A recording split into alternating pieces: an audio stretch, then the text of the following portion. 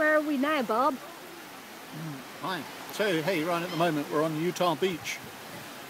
And when the Americans came ashore here, they would have started from a position that's way beyond the water's edge here, because they had to choose low tide to avoid all of the beach defences. All the beach defences would be exposed. So it's a bit of a gamble, but they landed about 900 yards off from the sand dunes. And right as we stand at the moment, we're probably only about 50 yards away from the sand dunes. Certainly 75, 100 yards maximum to the water's edge. If you just look behind you here, maybe you can see up in a ridgeline over in this direction, there's the one of the monuments. And just to the left here, this building is actually a D-Day Utah Beach museum. They had to make this the protection of these sand dunes, but starting from a position that's another 800 yards away out there, so another half a mile. So as they made it through all these obstructions which are now up on the beach and exposed, and landmines and God knows what, they're being continually strafed and harried by a combination of artillery, mortars, machine gun fire. But less than they'd imagined, because the original landing spot was meant to be 1 mile in that direction, further north. And actually, mistakenly, because of the bombardments and the bad weather, the Americans came ashore here, and it was much more lightly defended just here.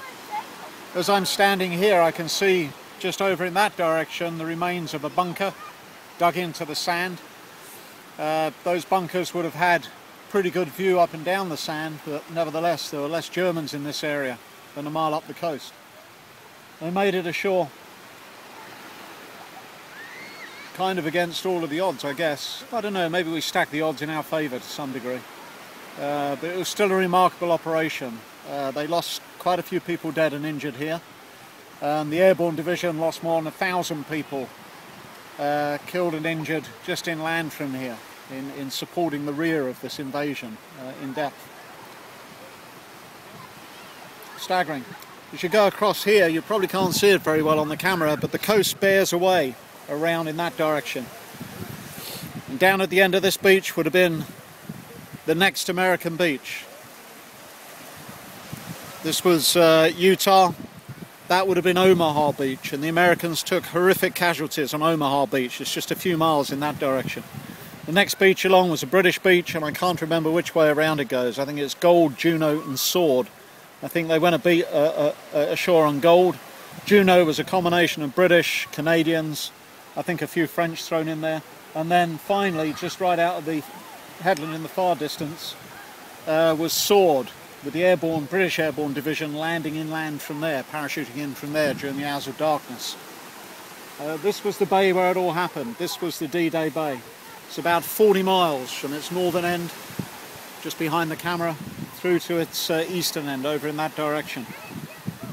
I think we lost, I can't remember what the statistics are, but I think collectively we lost about 25,000 people dead in those first few days. And considerably more than that injured. I think over the whole Battle of Normandy, which lasted a few weeks, I think something like 120,000 dead and injured. The Germans lost 230,000 dead and injured, which is a horrific loss of life. Here we are. Yeah. So here we are. So here we are. It's the sand of Utah Beach. Once upon a time, this was a mixture of sand, blood, guts,